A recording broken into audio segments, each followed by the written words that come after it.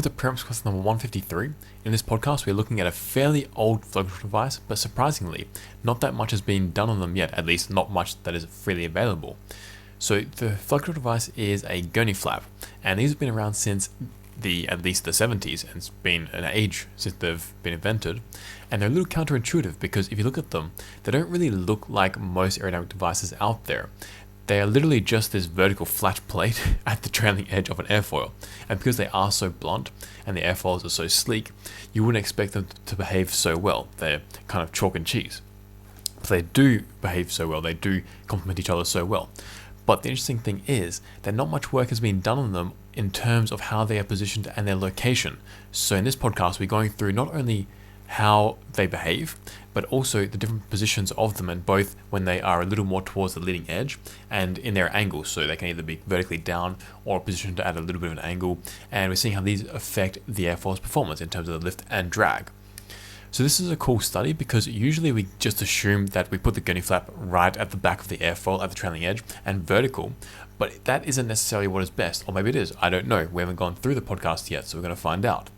What's more, they are heavily used on helicopters as well, so that's not what you'd expect, but it is a scientific fact. Just like peanut butter and apple go great together, this is also true where Gurney flaps and helicopter blades go well together as well. So these researchers of this paper, which is called, I'll scroll up a little bit, and you can find it in the link in the description as well. This paper is called Computational Investigation on the Effects of Gurney Flap on Airfoil Performance. So these researchers are aiming to do the first systematic review on how Gurney flap's position and mounting angle affects the airfoil's lift drag and lift drag ratio. They also look at one other variable, which we'll also cover. I'll leave that as a little bit of a surprise later on. So to do this computational study, they are looking at a NACA 0012 airfoil, which if you don't know the definition of a NACA airfoil or this terminology, check out our YouTube video called Aero Fundamentals number 16, Airfoil Nomenclature Explained. It's a good one even if I do say so myself. And once you watch that, you'll understand what I mean by saying like NACA 0012, for example.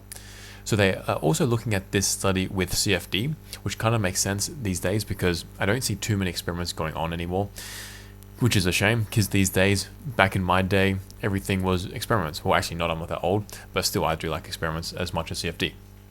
But in this study, they're looking at using RANs, at least that is what I can deduce from their CFD setup. In fact, their CFD setup, which they describe, is a little lacking in terms of details. We'll go through it and I'll point out what is good, what is bad, and what really needs to be included instead, but you'll see what I mean. So in figure 2, we see close-ups of the trailing edge of the airfoil in this like green line, and then these Gurney flaps coming down. So we have this Gurney flap down at an angle, vertical down here, then we have it at an angle down here, and we have it more towards the leading edge compared to the trailing edge. And you have the normal airfoil without these Gurney flaps. It has a crisp trailing edge. Then these Gurney flaps are added on to potentially change the flow physics, which we'll see why. So one thing that I really don't like about this paper is that the authors just say that the CFD is validated, and if you want to see the validation, you need to read another paper. So this doesn't really make much sense, and it's bad practice for a research article because everything that's like pertinent, that is vital to the paper, should be added into the paper, saying like a vital piece of information is somewhere else. That's just lazy work.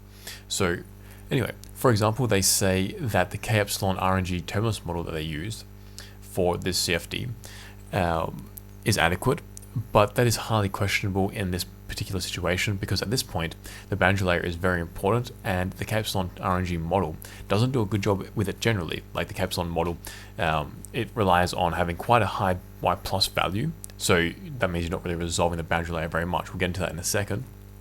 That also means that the K-epsilon RNG model may or may not be very good, and like that's a question that you should be answering in this paper by giving information about your CFD setup and the validation process, not just saying, oh yeah, it's validated and blah blah blah.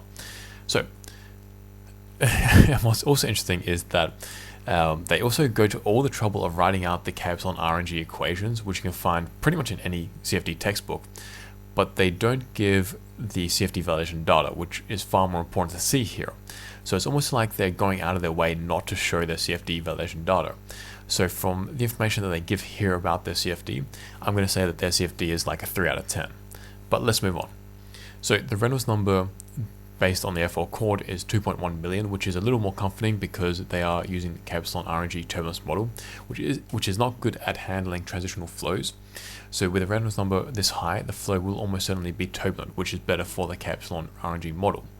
If it was more in like 200,000 or 300,000 Reynolds number, then the RNG K-epsilon model would be even more questionable because that would really not really handle that nearly as well. So one interesting thing to note is that they say that they use under relaxation factors of 0.8. So what does that mean?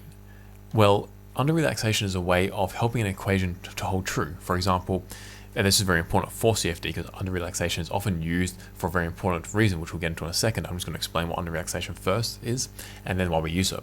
So, for example, let's say we have the equation 1 + 1 = 2. We all know that, but this is a very rigid equation. You need exactly 1 plus exactly 1 to equal exactly 2. But what if you were to say, well, anything between 0.8 and 1.2 for both variables is fine. So you could say now 0.8 plus 0.8 equals 2. Now that obviously they don't, but because we said that there is a little bit of leeway, it's okay. So anything between 0.8 and 1.2, if you add them together, we'll get 2. Well, that leeway is the relaxation factor, and we're explicitly saying that these things don't have to add up exactly to the 2 or whatever the value is. They can be a little bit different. The lower the relaxation factor is, the more leeway there is, which means that we can have like 0.1 or 0.2 plus 0.2 equals 2.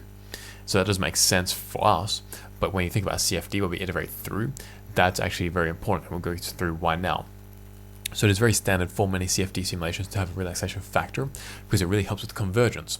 The reason is because when you first start your simulation, usually the initial conditions are way off the solution that you'll be getting. So you might say like the entire domain, the velocity might even be 0 meters per second, and the only thing that's really driving this is the inlet boundary condition saying that you have like a 10 meter per second inlet. And then that starts to iterate through and you get the solution.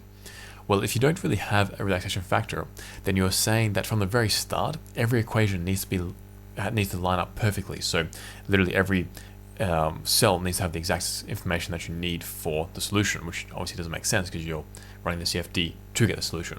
You can't have the solution before you find the solution, obviously. So that is difficult to do. So that's why we need this relaxation factor to help us solve these equations without the simulation crashing. So what that means is that these authors are using relaxation factors to help the solution converge, and that is important to understand because it sometimes also can mean that the CFD is not high quality, or it might just mean that the CFD is very complex. That these are both possible reasons. So that's the relaxation factor, and I wanted to talk about that because I think a lot of people don't know exactly what it does and why we use it, but it's very important. So let's move on. So another thing that I think we should also go through is figure 3, because this shows the mesh. And let me zoom in a little bit because it doesn't look like too much now, but here we go.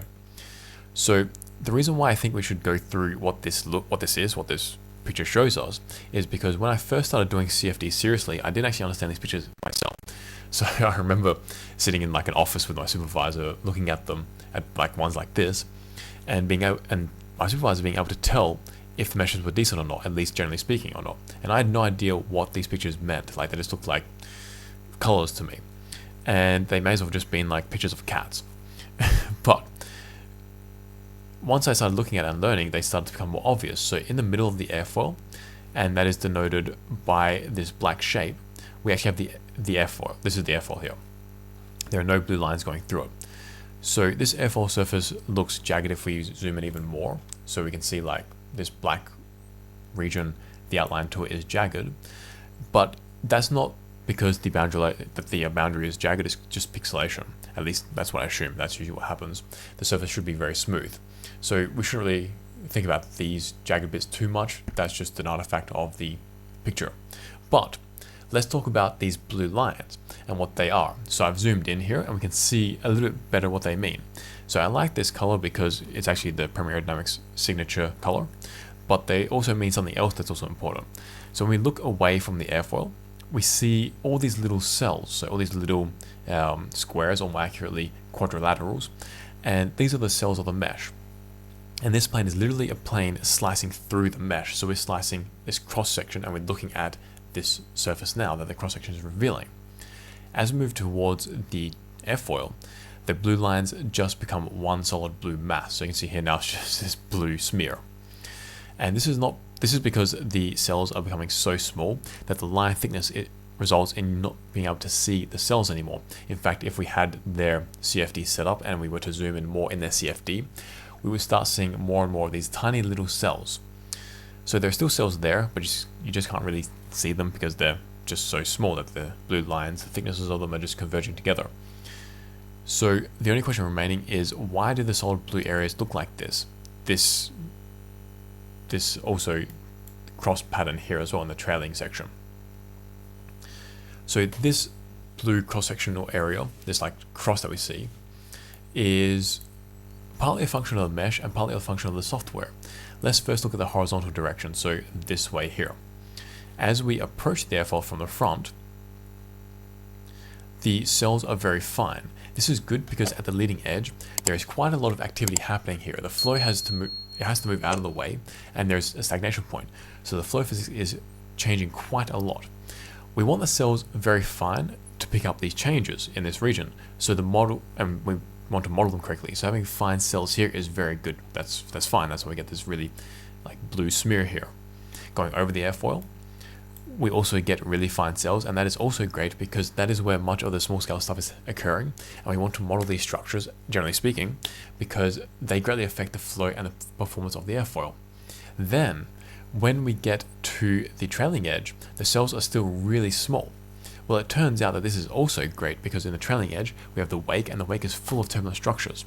Some of them will be adequately solved, and others won't. This is the nature of RANs. And we rely on the stochastic nature of RANs to model the important stuff, and then the unimportant stuff we sometimes use equations, like these empirical equations or theoretical equations. Sometimes we just forget about them and say, well, they're not that important, and let's continue. But either way, RANs does this, and it's usually not great, but oh well, that's how it is. So that is why the mesh is so fine in the trailing section. Now, we get this part that is kind of inefficient, and that is the vertical blue line here. So we can see that it's going up and down. This vertical part is quite far away from anything important, including the flow features. So we can see here, it's really far away from the trailing edge, it's far away from the airfoil. There's not really much that's going to be happening here. But sometimes it happens because of the mesh setup, and also because of the mesher that you use. For example, it might have occurred because the researchers had different refinement zones, and there's an interface between the two that ISM, which is the mesher that they used, decided to make the cells finer. So you have one refinement zone and another refinement zone where they meet. Then that interface sometimes triggers this problem where we get really fine cells between them, and that's what we may be getting here. However, because they used ISM, I know from experience using ISM, it was actually just from the software, because you want the trailing edge refinement as we have here, and you get this vertical line too, unfortunately. It kind of just comes with the territory. They're just wasted cells because of the mesher. And so these simulations take longer because we have additional cells here which we don't need. I never really solved how to get rid of this in ISM. I actually just went to a different mesher because there was a lot about ISM I didn't like. And from what I can tell, you can't really fix that in ISM. But anyway, we have this artifact here. And I wanted to discuss what this figure means and why we get these different artifacts. So hopefully you found that enlightening. So that is the CFD setup, at least what they reported on. Let's move to the results. But if you like this podcast, I want to see more like this, please subscribe. And now on to the podcast, onto the results, sorry. So in figure 4, we see the effect of different Gurney flap heights on the lift coefficient. This is when the Gurney flap is at the trailing edge of the airfoil and completely vertical, so not angled and not moving towards the leading edge at all. Now, I know that in the introduction I said that we are looking at the Gurney flap angle and position, and I didn't mention anything about its height, but we're also looking at this anyway because it's a nice little Easter egg for us. So, straight away, we see that increasing the Gurney flap height, so literally how much it juts out, it greatly improves the lift coefficient. For example, with no Gurney flap, which is the black solid line, like the black solid squares with the dash line going between them, that's with no Gurney flap. Let's say at 4 degrees, which is a fairly high cruise angle attack, the lift coefficient is a decent 0.4, so about here. But when you put a fairly large Gurney flap on it, so 4% of the chord, so the Gurney flap is 4% of the chord length, like down, the lift coefficient jumps to about 1.1, almost 200% more lift is being produced, which is this point here. That is how effective Gurney flaps are at increasing an airfoil's lift coefficient. As I mentioned earlier, they don't look like much, but they're very effective. However, these gains in the lift coefficient at least are not linear. So here, this was for the Gurney flap of 4% chord, which we got a almost 200% increase in lift coefficient. But when we have a Gurney flap of only 1% chord, so this red solid circle with the dashed line here, when we have this 1% chord, so only a tiny Gurney flap in comparison, the lift coefficient still rises at 4 degrees to 0.7, which is a 50% increase over the non-Gurney flap situation. So that's more than expected if the relationship between the Gurney flap size and the lift coefficient was linear, which is not obviously, because we're getting significantly more lift than what we expected. What this means is that as far as the lift coefficient goes, as the Gurney flap size increases, the new lift coefficient gains aren't as great. There's this point of like limiting, like no return, like it's a diminishing returns. I mean, not no return, that's more a space thing. But anyway, a point where you get diminishing returns, where increasing the Gurney flap doesn't seem to be increasing the lift as much. But is that a bad thing? Well, that's only half the story. What about the drag coefficient? Because it's all well and good to get an improved lift coefficient, but if that comes at a terrible drag coefficient, then that's not so great. So let's see how the Gurney flap size affects the drag coefficient, which we see in figure 5 here. We get an interesting result. So for the 4-degree angle attack, which we were looking at before, which is this line here, where we have no Gurney flap, the drag coefficient is about 0.016. Then when we add a 1% Gurney flap, which is this red dot here, which is sort of covered as well, the drag coefficient jumps to about 0.02, so about a 25% increase. On the other hand, the 4% Gurney flap, which is about here, sees a drag coefficient of about 0.04, so a 150% increase. So that means that for both extremes of the Gurney flap, the lift and drag ratios increase, so regardless of whether it's like 1% Gurney flap or 4% Gurney flap or anything in between, but the increase was better for the smaller Gurney flap. That makes sense because the Gurney flap is so bluff that it really disturbs the flow, and you can really understand how too big a Gurney flap would greatly spoil the flow. So in figure 8, we also see some path lines which help us understand what the flow is doing around these Gurney flaps. Now this is at an angle attack of 10 degrees, which is like a very high angle attack for cruise. Like you wouldn't have this ever. It would be more for like takeoff or like a transitional sort of phase or whatever. So if you don't know what a path line is, check out our YouTube video called Aero Fundamentals number 9, differences between streamlines, streak lines, and path lines. Then you understand what I mean here with path lines. They're very different to streak lines and streamlines. When it's transient, when it's steady, there's a lot more similarities between them. But if you want to learn more about it, check that video out. Anyway, as expected, as the Gurney flap height increases, so we get a no Gurney flap, bit of a Gurney flap, more, and even more. So as it increases, it disturbs the flow more and more, as you'd expect, even to the point where this little vortex on the upstream side forms in this crevice. So I'll zoom in here a little bit. That's a bit too much maybe. Here we go. Okay, so we can see there's a little vortex forming right here in this crevice, which we don't get really as much for these other situations. So that's not great. The downstream, there is quite a big wake forming, which is to be expected, and that is where the additional drag comes from. That's like a pressure drag that we're seeing really. But what about the additional lift? Where's that coming from these Gurney flaps? Well, the path lines also show us where the additional lift is coming from, and if you see that angle, you will see that when we have the Gurney flap, the path lines are angled down more and more. So when we have no Gurney flap, these bottom path lines and even the top ones are kind of going up at an angle a little bit. With a little bit of a Gurney flap, they go down a little bit more, and even more here. So you can see here, all these streamline, or these path lines I should mention, are all going down for this very big Gurney flap. So that tells us that, okay, that's why we are getting so much more lift being produced. There's this Gurney flap really directing this flow down, and that's where this additional lift is coming from.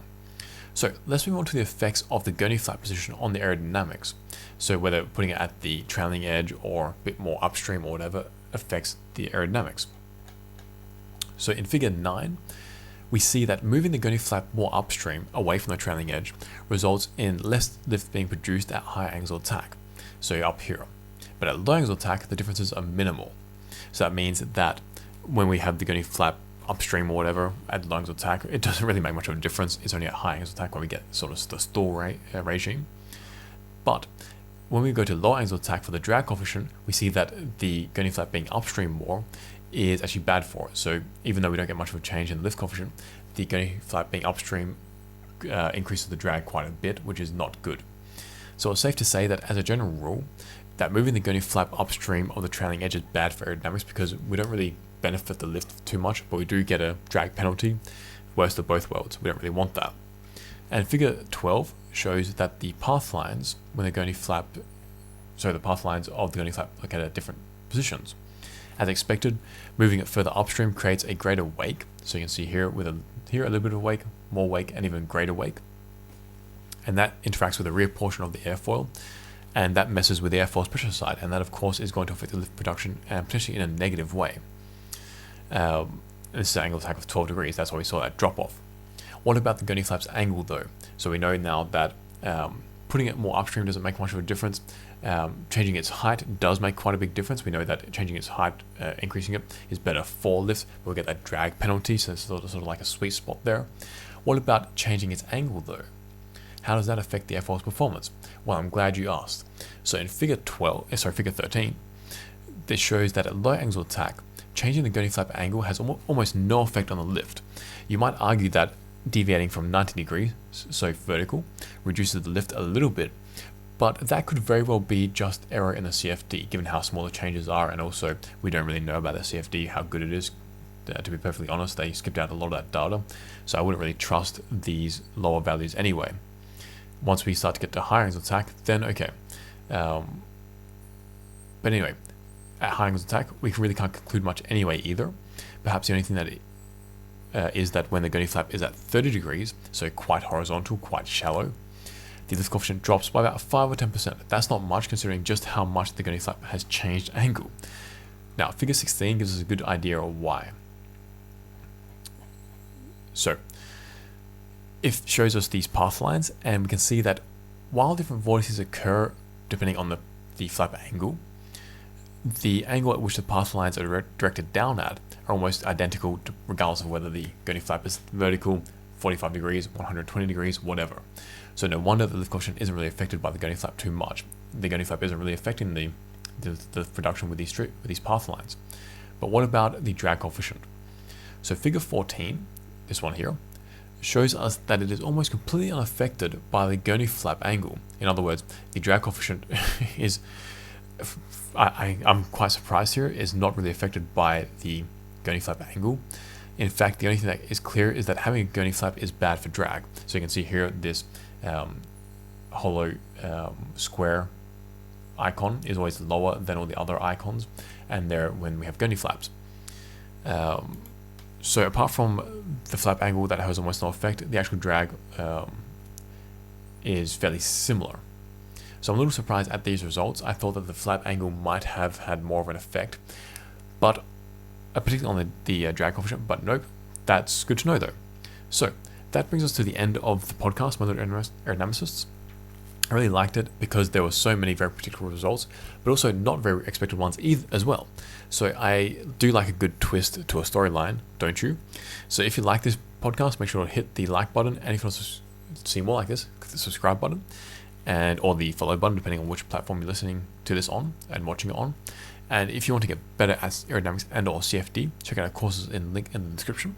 And if you want to make your experiments 2 to 4% more accurate, get yourself an atmosphere hawk. Essentially, we make your experiments 2 to 4% more accurate because it measures the density of air. And the density of air is important because it changes every day by 2 to 4%, and even more between days, weeks, months, and seasons. And the reason why is because the density of air is affected by the barometric pressure, temperature, and humidity. And even you just being around in your wind tunnel affects these parameters. So let's say, for example, you get in the morning and it's a fairly crisp day or whatever. We all know that it's actually kind of like that now, transitioning into crisp days. And the temperature in your wind tunnel and the barometric pressure and humidity are all one thing. and you're in there, you sort of like talking, working, moving around. You're pumping out heat, water from your breath and speaking. And then we come back after lunch and the day's heated up a little bit, and that's going to change the temperature in your wind tunnel as well as the barometric pressure and humidity. That then changes the density of air, and between like months this could be even 10 or 15%. So having even 2 to 4% changes, that's really bad, because a lot of the data that we find, the changes of like even less than that. So we are looking at these changes which are then engulfed in Aero, and we can't really tell anything. And then what's even worse, we often use this data to validate our CFD, and that's not going to work. Like these guys, I think probably had craps validation data or validation process, but that's for one reason, I don't know why. But if you don't have density of air measured, then you're going to have crap validation data as well, and you need to have the right density of air in your CFD to match your experiments. And even just not having the right density in your experiments changes the velocity, for example. So the Atmosphere Hawk has rid of that error for you, and you can find that instrument in the link in the description. And I'll see you next video. Peace out, amigos.